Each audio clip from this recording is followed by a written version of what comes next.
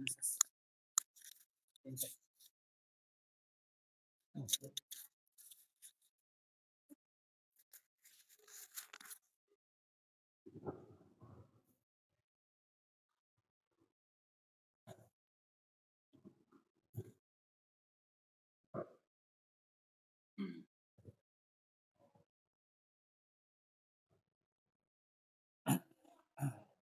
satu.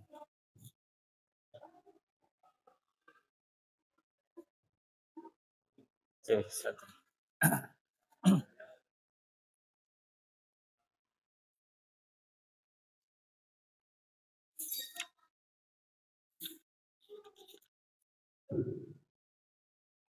Bismillahirrahmanirrahim. Assalamualaikum warahmatullahi wabarakatuh. Innal hamdalillah nahmaduhu wa nasta'inuhu wa nastaghfiruh wa na'udzu billahi min shururi anfusina wa min sayyiati a'malina. May yahdihillahu fala mudilla lahu wa may yudlil fala hadiya lahu. Asyhadu an la ilaha illallah wa asyhadu anna Muhammadan abduhu wa rasuluhu amma ba'd. Baik, pada malam hari ini masih ada sedikit pembahasan tentang masalah berkaitan dengan masalah air. Disebutkan oleh Syekh Muhammad Tayyar, beliau menyebutkan permasalahan tentang air ketika seseorang mencelupkan tangannya ke dalam air ketika dia bangun dari tidur. Ketika bangun dari tidur. Ini permasalahan diangkat berkaitan dengan hadis Nabi sallallahu alaihi wasallam dari hadis Abu Hurairah, riwayat Imam Al-Bukhari dan juga Imam Muslim. Nabi sallallahu alaihi wasallam katakan, idza staiqadha ahadukum min nawmihi fala yakmas yadahu fil ina'i hatta yaksiraha salasan. Fa innahu la yadri aina batat yaduhu. Nabi sallallahu alaihi wasallam katakan bahwa jika salah seorang dari kalian bangun dari tidurnya,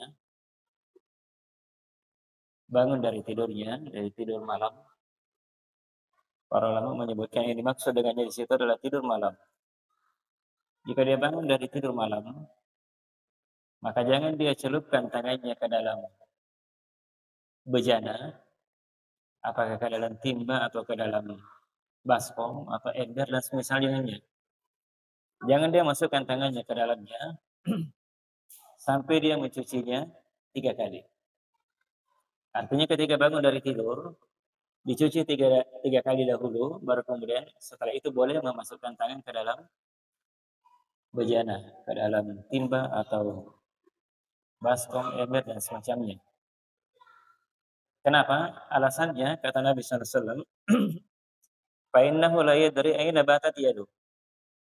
Kenapa? Karena pada saat dia tidur, dia tidak tahu di mana tangannya berada. Dia tidak tahu di mana tangannya berada. Ya namanya orang tidur kan dia tidak tahu tangannya mau di mana.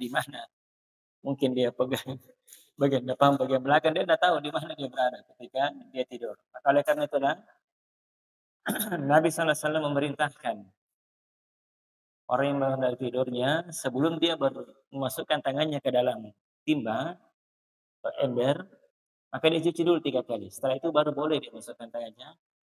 Kalau misalnya setelah itu dia masukkan tangannya untuk berwudu. Itu permasalahan dengannya. Sekarang bagaimana dengan kalau ada orang misalnya dia bangun dari tidurnya, dia tidak cuci tangannya, langsung dia masukkan tangannya ke dalam ember misalnya, dalam timba. Sekarang hukum air itu najis atau bukan? Kenapa? Karena Nabi sallallahu alaihi wasallam melarang. Disuruh cuci dulu baru kemudian dimasukkan tangannya ke dalam bejana. Nah, kalau misalnya mungkin dia lupa atau mungkin apalah misalnya dia lupa atau mungkin dia tidak tahu, langsung saja masukkan tangannya. Sekarang airnya itu setelah dia masukkan tangannya najis atau bukan? Najis atau bukan? Nah, ini yang diperselisihkan oleh para ulama. Karena itu Nabi sallallahu alaihi wasallam perintah. Jadi dalam perintah, kalau Nabi sallallahu alaihi wasallam memerintahkan, itu menunjukkan adalah makna kewajiban. Jadi sebagian ulama memang berselisih pendapat dalam masalah ini. Di antara pendapat yang pertama adalah jumhur ulama. Kebanyakan para ulama dari kalangan Hanafiyah, Malikiyah dan Syafi'iyah dan juga salah satu pendapat oleh Imam Ahmad, dan itu pendapat yang dipilih oleh Syekhul Islam Ibnu Taimiyah dan Syekh Ibnu Utsaimin.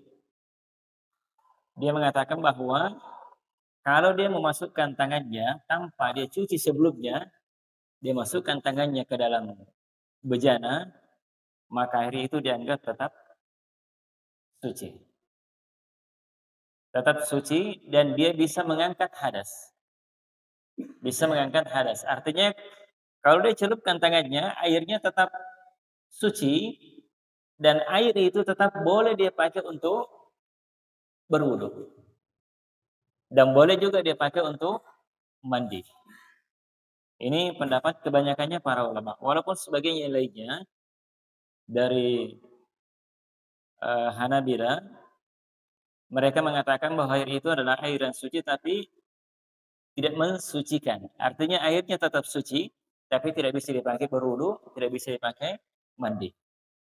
Tidak bisa dipakai mandi. Tapi yang kuatnya adalah pendapat yang pertama tadi.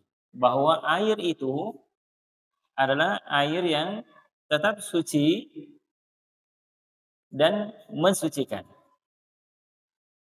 Kenapa? Karena di antara alasannya bahwa hadis itu tidak menunjukkan bahwa air itu,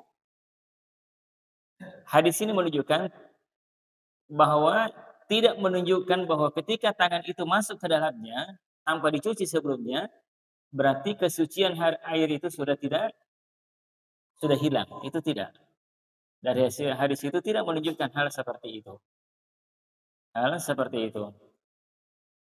Hanya saja di dalamnya itu ada larangan Nabi sallallahu alaihi wasallam dari hanya Nabi sallallahu alaihi wasallam melarang langsung mencelupkan tangannya, memasukkan tangannya ke dalam bejana sebelum dicuci tiga kali. Tetapi tidak menunjukkan bahwa air itu ketika dimasukkan tanpa dicuci sebelumnya, tidak menunjukkan bahwa air itu air yang najis, tidak. Tetap airnya suci dan tetap bisa dipakai untuk berwudu dan bisa dipakai untuk mandi.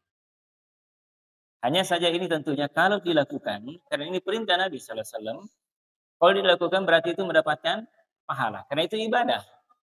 Perintah Nabi sallallahu alaihi wasallam adalah perintah Nabi sallallahu alaihi wasallam. Ini perkara mungkin kadang dianggap ringan, dianggap enteng oleh sebagian manusia. Padahal ini adalah perintah dari Nabi sallallahu alaihi wasallam. Ketika dia bangun dari tidur malamnya, maka dia cuci tangannya 3 kali sebelum dia memasukkan tangannya ke dalam bejana.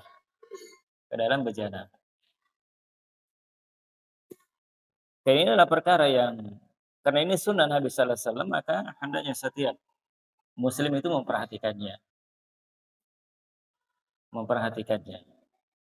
Karena itu ada ya riwayat dari dalam Syarih Imam Muslim, ada sebagian orang yang mempermainkan ya hadis Nabi sallallahu alaihi wasallam. Karena itu hadisnya sahih tentunya ya. Hadis yang sahih. Saya lupa periwayatnya dari siapa, tapi ada orang ketika dibacakan hadis ini, dia menentang hadis ini. Dia berkata, "Oh, saya tahu di mana tangan saya berada ketika saya tidur." Ya di tempat tidur dia katakan seperti itu. Ini kan merendahkan dari hadis Nabi sallallahu alaihi wasallam. Itu dalam riwayat disebutkan bahwa orang ini ketika dia beberapa hari setelah itu dia bangun dari tidurnya, itu tangannya masuk ke dalam duburnya. Ini menunjukkan kepada kita bahwa ada di antara yang kita khawatirkan bahwa orang-orang yang menentang apalagi mengejek, merendahkan dari sunnah Nabi sallallahu alaihi wasallam, itu kita khawatirkan bahwa Allah Subhanahu wa taala akan menyiksa dia, menyiksanya. Ini termasuk di antaranya kisah juga ya dari yang makan dengan tangan kirinya itu di samping Nabi sallallahu alaihi wasallam, dia menentang perintah Nabi sallallahu alaihi wasallam, bahkan dia menyombongkan dirinya. Akhirnya langsung dapat akibatnya. Akhirnya dia tidak bisa angkat tangannya. Itu di masa Nabi sallallahu alaihi wasallam. Baik, itu kaitannya dengan masalah air. Baik, kemudian berikutnya permasalahan yang disebutkan oleh Syekh At-Tayyar tentang masalah air yang dipanaskan dengan menggunakan sinar matahari. Sinar matahari. Kalau saya dulu waktu anak saya masih kecil, saya masih ingat, saya biasa jemur air itu di dalam tempat mandinya, kemudian saya simpan di atas seng, nanti panas airnya baru mandikan anak bayi itu. Mandikan anak bayi itu. Sekarang bagaimana hukumnya tentang air yang dipanaskan dengan menggunakan sinar matahari? Baik, sebagian ulama juga ini disebutnya ya dalam permasalahan fikih. Ini ada dua pendapat di kalangan para ulama. Yang pertama, dibolehkan secara mutlak tanpa makruh. Artinya bukan sesuatu yang makruh, boleh saja. Sesuatu yang boleh. Ini pendapat kebanyakannya para ulama dari kalangan Hanafiyah dan juga Malikiyah, Syafi'iyah dan Imam Nawawi.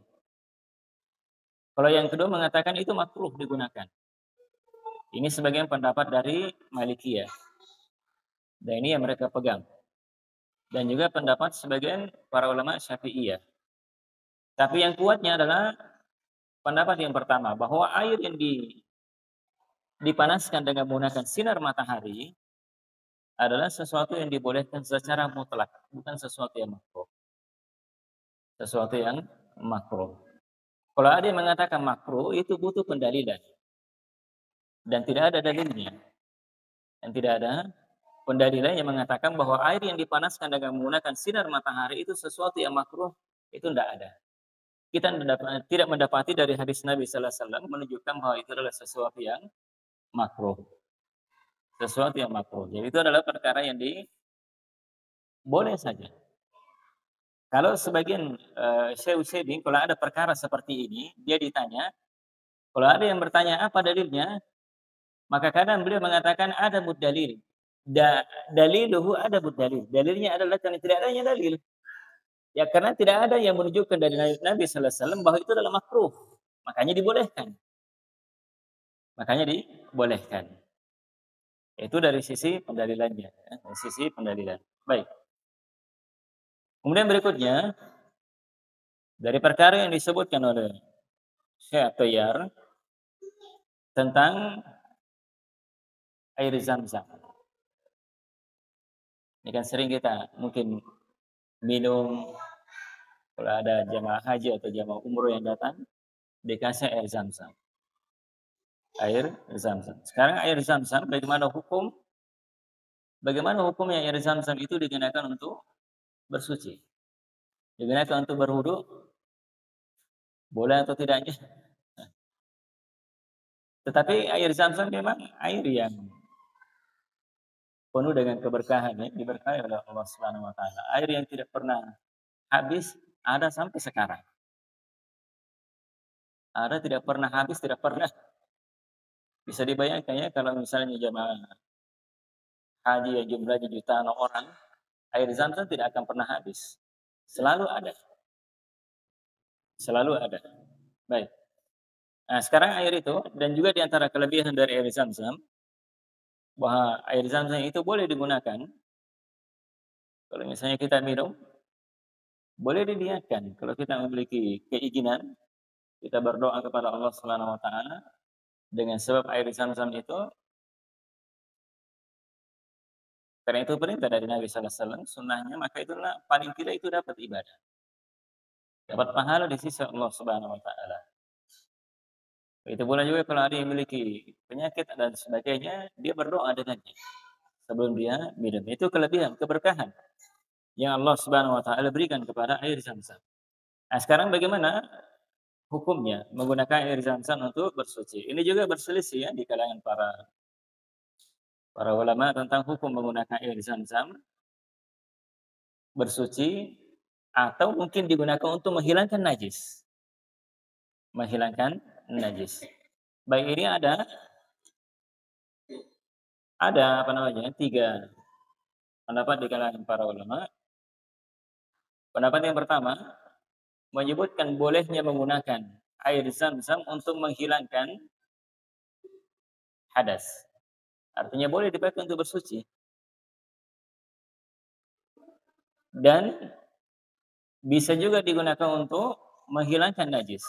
Atau beliau katakan pendapat yang pertama, boleh digunakan untuk menghilangkan hadas, berarti boleh dipakai untuk berwudu. Boleh dipakai untuk mandi.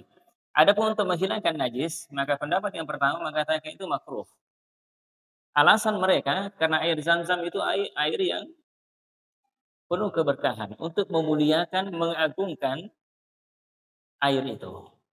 Itu air yang diberkahi oleh Allah Subhanahu wa taala. Kemudian yang kedua, pendapat yang kedua Malikiyah, mereka mengatakan bahwa bolehnya menggunakan air Zam-Zam itu tanpa makruh untuk bersuci dari hadas, apakah itu berwudu atau mandi, dan boleh juga digunakan untuk menghilangkan najis. Ini pendapat para ulama Malikiyah. Ulama Malikiyah bolehnya secara mutlak. Apakah itu digunakan untuk berwudu atau digunakan untuk menghilangkan najis tanpa makruh. Kemudian yang ketiga, dari pendapat Imam Ahmad dan yang lainnya, mereka berpendapat tentang makruhnya menggunakan air Zam-Zam itu secara mutlak, apakah menghilangkan hadas, yaitu untuk berwudu atau menghilangkan najis. Menghilangkan najis. Tetapi yang zahir yang nampak tentunya, yang kuatnya adalah pendapat Imam Maliki. Artinya tidak ada pendalilan kita dari Nabi sallallahu alaihi wasallam mengatakan larangan untuk menggunakan air Zam-Zam itu untuk berwudu atau menghilangkan najis. Artinya boleh saja. Hanya saja tentunya kalau misalnya kita punya air Zam-Zam hanya sedikit kemudian dipakai untuk berwudu kan sayang. Masih ada air yang lain, mending dipakai air Zam-Zam itu untuk diminum. Kita berdoa kepada Allah Subhanahu wa taala. Apa yang kita inginkan.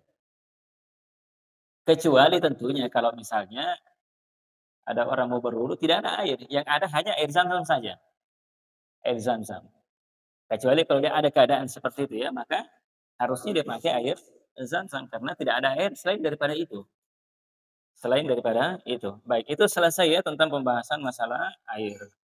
Baik, kesimpulan dari pembahasan masalah air sebenarnya adalah air itu ada air yang tahur, suci di atas penciptaannya.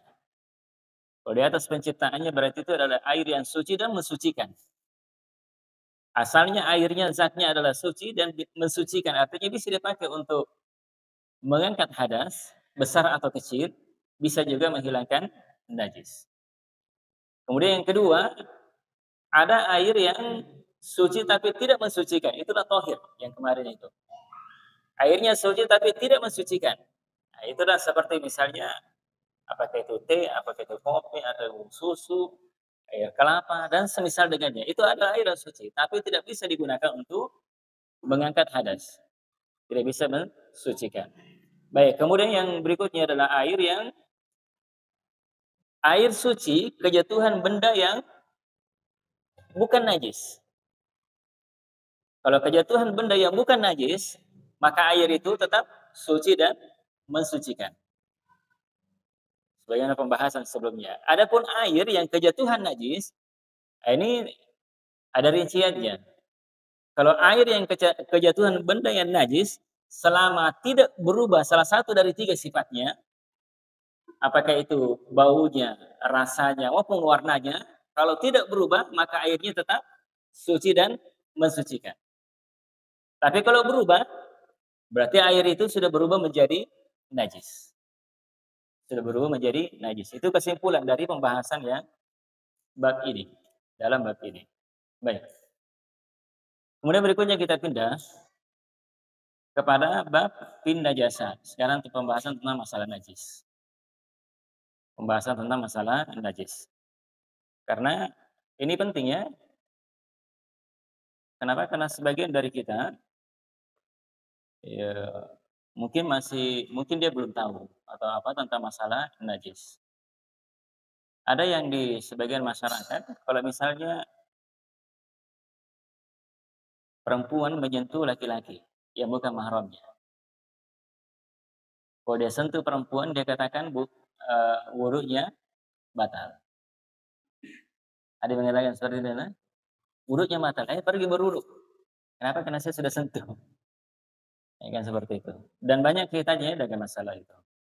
Kaitannya juga dengan masalah kotoran misalnya, kotoran hewan, kotoran ayam, kotoran kambing misalnya, sapi.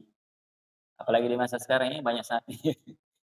Mau Idul Kurban, Idul Adha. Baik. Sekarang ta'rifun najasa. Sekarang definisi tentang najis. Najis secara bahasa adalah kotoran. Adalah kotoran. Adalah kotoran. Baik. Ya, juga dikatakan tunajjisu syai'a. Artinya kotoran itu bisa menajiskan sesuatu. Bisa menjadikan sesuatu itu menjadi najis.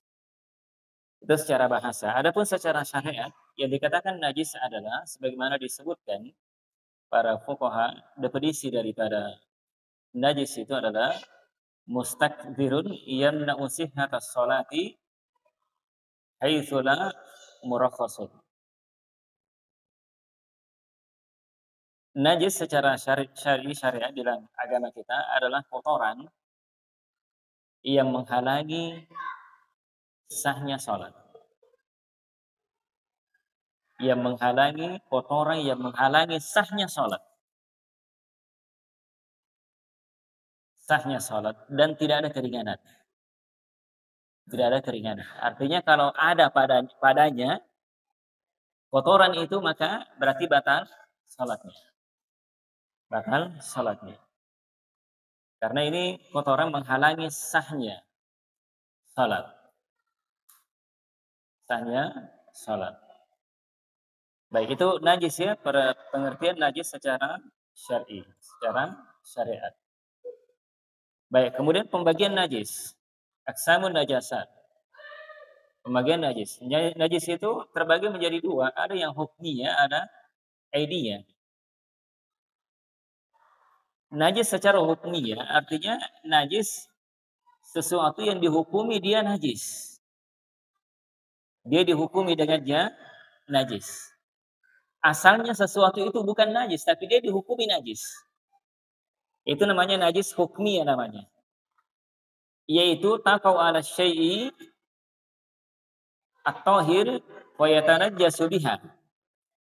Jika dia jatuh pada sesuatu yang suci, kemudian dia menjadikan sesuatu itu menjadi najis. Artinya begini, ada air jatuh padanya najis, air asalnya kan bukan najis. Jatuh padanya najis sehingga menjadikan air itu najis, maka dihukumi air itu najis. Dihukumi air itu najis. Seperti misalnya juga kencing. Kencing yang terkena pada pakaian misalnya. Terkena pada pakaian. Maka hukum pakaian itu dianggap najis. Kenapa? Dihukumi najis. Kenapa? Terkena padanya air kencing. Maka harus dicuci. Dihilangkan dengan menggunakan air. Menggunakan air. Itu yang pertama. Dihukumi secara najis. Kemudian yang kedua, an-najasatul aidiyah. Zatnya benda itu memang najis. Zatnya benda itu memang najis. Misalnya air kencing. Kencing manusia. Air kencing manusia mau sedikit banyak tetap najis. Tidak bisa berubah. Tidak bisa berubah menjadi suci. Tetap dia najis. Karena zatnya memang najis. kotoran manusia. Kotoran manusia juga seperti itu. Mau sedikit, mau banyak, tetap najis. Karena airnya memang, zatnya memang itu najis. Tidak mungkin dirubah untuk selamanya menjadi suci. Tidak akan pernah berubah menjadi suci. Tidak akan pernah berubah menjadi suci. Walaupun ada sebagian juga mengatakan seperti anjing. Ada yang mengatakan anjing itu, ada yang berpendapat ya, tapi nanti akan dibahas ya tentang masalah anjing. Ada yang mengatakan bahwa ainnya anjing itu adalah najis. Kalau dia katakan anjing itu, zatnya anjing itu adalah najis, berarti seluruhnya najis. Mau dia bulunya, mau dia ekornya, mau dia air liurnya, mau apanya, kencingnya, mau kotorannya, najis seluruhnya. Bagi yang berpendapat bahwa anjing itu adalah najis seluruhnya, berarti air anjing itu tidak bisa berubah menjadi suci. Diapakan pun tidak akan pernah bisa berubah menjadi suci. Itu najis aidiyah namanya. Itu yang kedua. Yang kedua, ada najis tapi secara hukmi asalnya dia suci tetapi dihukumi najis. Kenapa? Karena terkena dengan najis. Terkena najis. Baik. Kemudian kita lihat pembahasan berikutnya adalah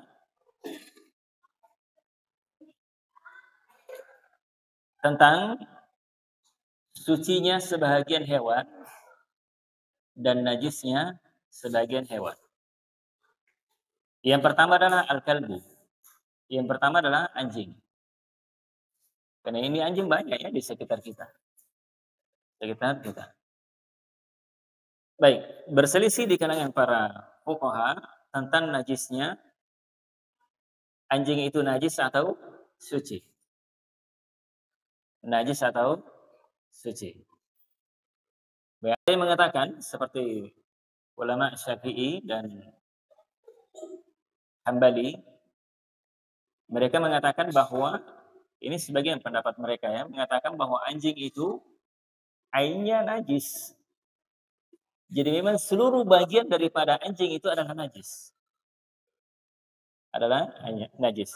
Mereka berdalilkan dengan hadis Nabi sallallahu alaihi wasallam dalam hadis riwayat Bukhari dan juga hadis riwayat Imam Muslim. Nabi sallallahu alaihi wasallam mengatakan tuhuru ina'i ahadikum idza walagha fihi al-kalbu ayyaksilahu sab'a marratin ulahunna biturab. Bersihkan bejana kalian jika dijilat oleh anjing. Cucilah 7 kali. Yang pertama menggunakan tanah. Ini pendalilan mereka menunjukkan bahwa anjing itu najis seluruhnya. Ini pendapat yang pertama ya tentunya. Yang kedua mengatakan bahwa pendapat Hanafiyah, mereka mengatakan bahwa anjing itu bukan najis ainnya. Asalnya anjing itu bukan najis. Zatnya anjing itu bukan najis. Hanya saja, kalau pendapat yang kedua, hanya saja air liurnya itu adalah najis. Itu adalah najis. Kenapa? Mereka berdalilkan juga dengan hadis yang di atas tadi. Kenapa? Karena hadis di atas itu mengatakan bahwa jika bejana kalian dijilat oleh anjing. Dijilat oleh anjing. Menunjukkan bahwa anjing itu asalnya bukan najis. Hanya yang najis adalah air liurnya. Air liurnya. Karena kalau dia menjilat berarti kan ada air liurnya di situ. Ada air liurnya di situ. Nah, mereka berpendapat yang kedua ini mengatakan bahwa najisnya itu dibawa kepada air liurnya. Kepada air liurnya. Baik, yang ketiga. Pendapat yang ketiga mengatakan bahwa Malikiyah yang masyhur di sisi mereka, mereka mengatakan bahwa anjing itu asalnya adalah suci. Demikian pula dengan air liurnya. Begitu pula dengan dahaknya. Dahaknya. Alasan mereka mengatakan bahwa asal sesuatu itu adalah najis. Suci. Asal sesuatu itu adalah suci. Ini pendalilan mereka. Tetapi yang kuatnya bahwa adalah pendapat yang kedua tadi. Pendapat yang kedua, Hanafiyah, mengatakan bahwa anjing itu air liurnya, mereka mengatakan bahwa anjing itu rikuhu, air liurnya, kemudian bauluhu, kencingnya, kemudian rausuhu, kotorannya, kullu dzalika najasun, semuanya itu adalah najis. Ini pendapat yang kedua, Hanafiyah. Jadi air liurnya, kemudian kencingnya dengan kotorannya. Itu najis. Adapun rambutnya. Sekarang bagaimana rambutnya anjing? Rambutnya anjing, maka itu adalah suci. Jadi apabila rambut daripada atau rambut bulu daripada anjing itu dalam keadaan basah mengenai pakaian atau badan, maka itu tidak menjadikan badan pakaian itu menjadi najis karenanya. Tidak menjadi najis. Kenapa? Alasannya karena hadis tadi dalam hadis riwayat Bukhari Muslim pendalilannya sama. Itu datang hanya menyebutkan tentang jilatan anjing. Jilatan anjing menunjukkan bahwa yang najis adalah air liurnya.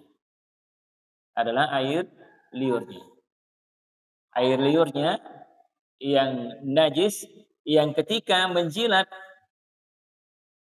pakaian atau misalnya badan kita, maka itu dicuci 7 kali. Yang pertama, dalam sebagian riwayat ada mengatakan yang pertama menggunakan tanah. Ada yang mengatakan bahwa mau dia di pertengahan, mau dia di akhir, terserah. Dicuci dengan menggunakan tanah. Baik, ini yang kuatnya tentunya. Nah, sekarang berikutnya permasalahan juga yang disebutkan oleh Syekh At-Tayyar tentang masalah mencuci jilatan anjing.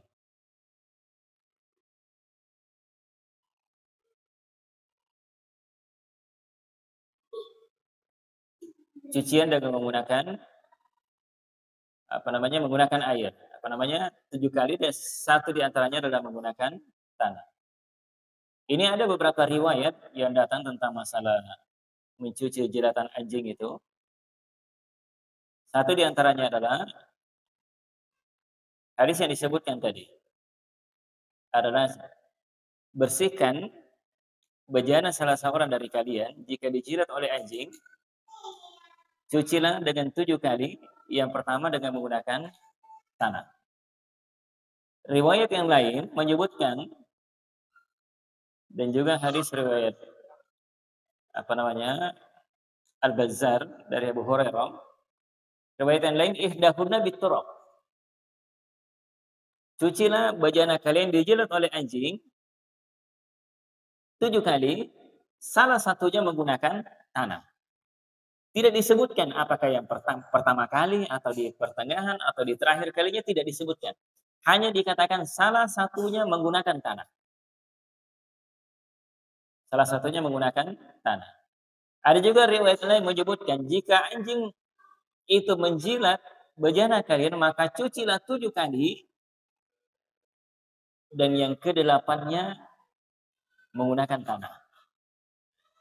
Makanya ini terjadi perselisihan di kalangan para ulama memang. Tetapi yang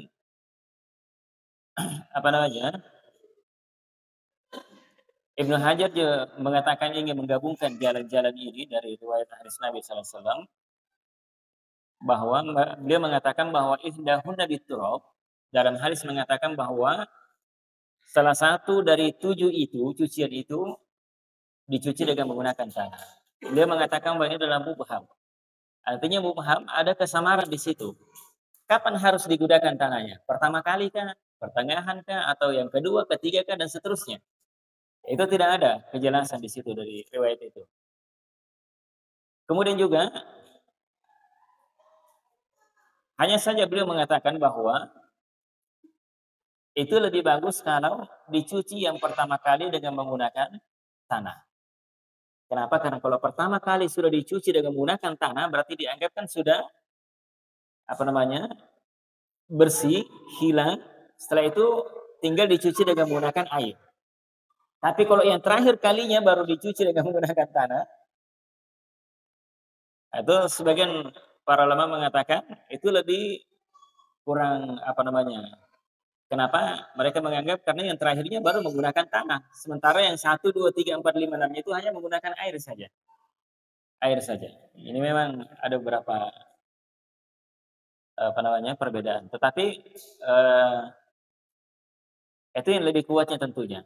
Bahwa yang pertama dengan menggunakan tanah. Ini yang lebih bagusnya dari sisi bahwa itu lebih menjaga. Kenapa? Karena sudah dari pertama memang sudah dicuci dengan menggunakan tanah dan sisanya dengan menggunakan air. Dari sisi aksariyah juga, dari sisi makna juga lebih bagus. Adalah lebih bagus. Baik. Kemudian berikutnya adalah pembahasan yang disebutkan di sini. Sekarang bagaimana hukumnya tentang anjing yang terlatih? Karena ada anjing yang terlatih, ada anjing apa namanya yang digunakan biasa polisi, anjing pelacak apa nih istilahnya. Ada misalnya bom mau dicari pakai anjing. Ada pencuri atau apa misalnya mau dicari pakai anjing. Ya kan begitu. Sekarang bagaimana anunya? Atau misalnya anjing itu dipakai untuk berburu. Pakai berburu. Baca bismillah, kemudian anjing itu berburu, hasil tangkapannya boleh dimakan atau tidak, asalnya boleh. Sekarang bagaimana dengan air liurnya? Kan dia tangkap dengan menggunakan mulutnya. Ya kan dia tangkap dengan menggunakan mulutnya. Ini kan ada sebagian ya. Baik. Sekarang apakah hukum ini tercakup juga di dalamnya anjing yang terlatih itu? Artinya hukum kalau anjing yang terlatih itu menjilat misalnya, apakah bejana tiring misalnya. Karena kan misalnya kita pelihara, apalagi kalau dibebaskan, masuk dalam rumah dia jilat piring, kemudian dipakai makan.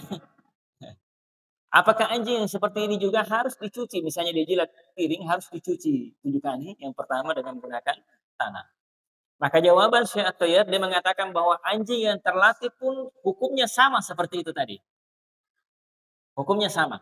Artinya kalau dia menjilat bejana, apakah itu piring atau timba atau apa saja, tetap dicuci 7 kali. Yang pertama dengan menggunakan tanah. Menggunakan tanah. Ini yang dikuatkan oleh beliau. Hanya saja mungkin ada yang mengatakan, bagaimana dengan anjing yang terlatih itu? Oh ya, berat kita untuk apa namanya? Karena dia kan dipelihara, dilatih dan sebagainya. Karena selalu kan ada di dekat dia. Oh ya, berat kalau begitu. Adanya. Menghilangkan apa namanya? Jilatan anjing itu. Maka para ulama mengatakan bahwa itu bisa diberikan jalan keluarnya. Artinya anjing itu pada saat tidak dilatih, ya dikurung supaya dia tidak masuk dalam rumah, tidak masuk dalam. Kemudian dia menjilat sembarang. Menjilat sembarang. Itu diantara bentuk solusinya. Kemudian juga mungkin bisa solusinya adalah artinya tempat makannya anjing itu jangan diganti-ganti. Ya, itu terus dia pakai. Ya, itu terus yang dia pakai. Baik. Ini diantara solusi yang apa namanya? Hanya saja seperti yang saya katakan tadi bahwa memang ada dari hadis Nabi Sallallahu Alaihi Wasallam mengatakan bahwa untuk anjing buruan itu yang memburu misalnya burung misalnya, dia tangkap burungnya kemudian Itu boleh dimakan atau tidak? Kalau Nabi sallallahu alaihi wasallam katakan boleh saja dimakan. Mungkin ada yang mengatakan, bagaimana dengan itu kan dia ditangkap dengan menggunakan mulutnya. Kenapa dibolehkan untuk dimakan? Padahal itu kan dalam hadis yang lain mengatakan bahwa harus dicuci 7 kali. Satunya dengan menggunakan, yang pertama menggunakan tanah. Dengan menggunakan tanah. Hanya saja sebagian ulama menyebutkan bahwa untuk mengkompromikan permasalahan ini, itu dikhususkan untuk burung hasil tangkapannya, buruannya anjing yang terlatih itu boleh untuk dimakan. Dan juga sebagian ulama menyebutkan bahwa itu tidak perlu untuk dicuci 7 kali. Cuci 7 kali. Mungkin ada yang mengatakan, tidak masuk di akal. Kenapa bisa begitu? Kenapa dibedakan antara anjing yang terlatih? Tapi itulah di dalam perintah Nabi sallallahu alaihi wasallam, seperti itu keadaannya. Seperti itu keadaannya. Baik. Kemudian berikutnya masalah babi. Sekarang babi. Beliau di sini sebutkan hal yuqasul khinziru 'alal kalbi wa apa yu'khadhu nafsul ahkamis sabiqah. Sekarang bagaimana dengan babi? Apakah hukum anjing tadi dikiaskan kepada babi? Artinya kalau babi itu menjilat pakaian atau badan atau misalnya piring atau timba atau apa macam-macam, harus dicuci 7 kali seperti anjing, jilatan anjing. Jilatan anjing. Baik. Ini juga ada ya dibahas di kalangan para ulama. Mereka di antaranya pendapat yang pertama Hanafiyah Syafi'iyah, ini sudah hampir isya ya. Hanafiyah Hambaliyah, mereka mengatakan bahwa khinzir itu, mereka mengatakan Hanabila Syafi'iyah, mereka mengatakan bahwa babi itu adalah airnya adalah najis. Artinya airnya najis seluruhnya. Mau dia air liurnya, mau dia ludahnya, mau dia kencingnya, mau kotorannya, mau bulunya, semuanya najis. Semuanya adalah najis. Pendalilan mereka ini berdasarkan dengan ayat Al-Quran dalam surah Al-An'am. Allah Subhanahu wa taala katakan, "Qul la ajidu fima uhiya ilayya muharraman ala ta'imin yat'amuhu illa ayyakuna maitatan aw daman masfuhan aw lahma khinzirin fa innahu rijzun aw fisqan uhilla li ghairillahi bi." Katakan wahai Muhammad, Allah berkata kepada nabinya, katakan wahai Muhammad bahwa saya tidak mendapati apa yang diwahyukan kepadaku sesuatu yang diharamkan atas orang yang akan memakannya kecuali darah. Kecuali jika itu adalah ini sesuatu yang diharamkan adalah darah. Darah ini kan ada orang biasa bilang balutta. Darah dikeringkan atau jadi keras. Itu adalah beliau di sini dikatakan tidak ada sesuatu dia wahyukan kepadaku diharamkan. Yang pertama adalah darah. Saya ulangi, darah. Maitan, bangkai. Bangkai. Jadi bangkai itu sesuatu yang mati dengan sendirinya. Atau sesuatu yang disembelih bukan dengan cara syariat. Misalnya penjual ayam. Penjual ayam, tusuk je ayamnya, mati nih. Sudah ada jual nih.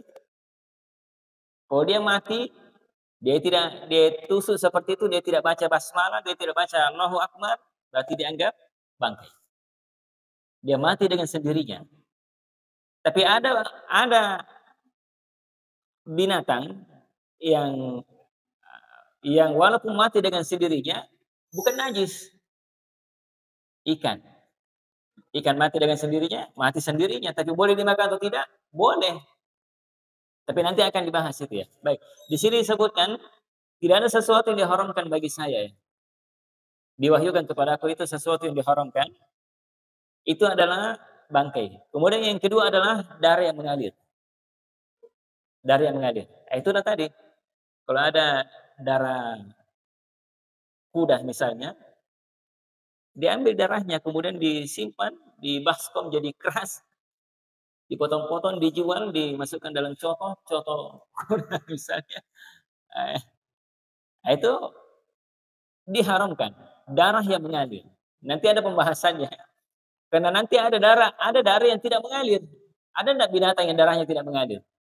Ada, nanti ada pembahasannya. Itu yang kedua. Kemudian yang ketiga di sini disebutkan lahma khinzirin, daging babi. Daging babi. Nah, Allah Subhanahu wa taala katakan fa innahu rijsun, itu adalah rijis. Rijis di sini maknanya adalah najis. Adalah najis. Maka di sini pendalilannya mereka mengatakan lahma khinzirin di situ yaudu ala ainil khinzir. Mereka mengatakan bahwa lahma daging, walaupun disebutkan di dalam ayat ini kalau lahma, kalau dikatakan lahma berarti kan daging. Walaupun disebutkan lahma khinzirin, daging babi, tapi domirnya itu kembali kepada babi itu seluruhnya, aibnya. Karena jangan sampai ada yang bilang, kuahnya ji babi saya makan. Saya tidak makan dagingnya, kuahnya ji. Bagaimana itu, boleh atau tidaknya? Ya, asalnya ya tetap tidak boleh. Kenapa? Karena biasanya kalau daging dimasak, serat-seratnya biasa turun ke air itu, campur dengan air. Campur dengan air. Baik, pendapat yang kedua. Pendapat Malikiyah, mereka mengatakan bahwa babi itu adalah suci airnya ketika dia hidup. Ada yang mengatakan ketika hidup berarti suci. Kenapa? Karena asal sesuatu itu yang hidup adalah suci. Suci. Dan najis itu hanya sesuatu yang muncul karena suatu keadaan. Sebuah keadaan. Mereka mengatakan ketika dia hidup berarti suci. Itu yang kedua. Tetapi yang kuatnya bahwa babi itu najis airnya, seluruhnya. Tidak ada terkecuali. Mau kuahnya, mau kencingnya, mau kotorannya, mau air liurnya, mau dahaknya, mau apanya, seluruhnya. Itu namanya airnya najis. Airnya adalah najis. Sudah mau isya? Iya, baik. Saya kira nanti masih ada pembahasan kaitan dengan masalah ini. Insyaallah nanti pada pertemuan berikutnya akan kita lanjutkan. Iya, iya. Bagaimana kalau kita berwudu? Air itu ada berbagai jenis. Atau apa ya? Namanya disebut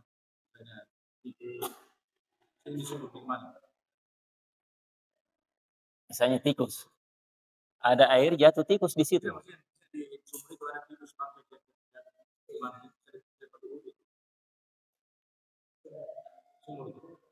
Kalau Nabi katakan bahwa kalau ada tikus jatuh di minyak, ambil bangkai tikus itu kemudian pakai minyaknya. Cuma mungkin kita bilang, ada nih kotornya itu. Mungkin ada yang bilang di situ. Tapi asalnya adalah suci, tetap bisa dipakai. Bisa. Baik. Iya.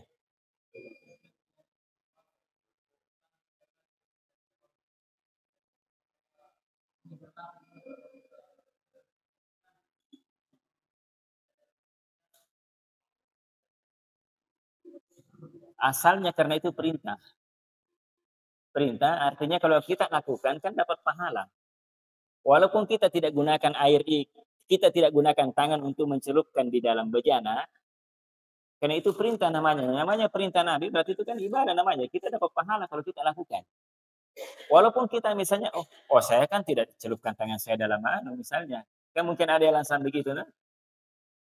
Ya, asalnya ya tetap lakukan. Kenapa? Karena itu perintah Nabi SAW. Jadi kalau kita lakukan, dapat pahala dari situ. Iya. Iya baik, saya kira cukup ya.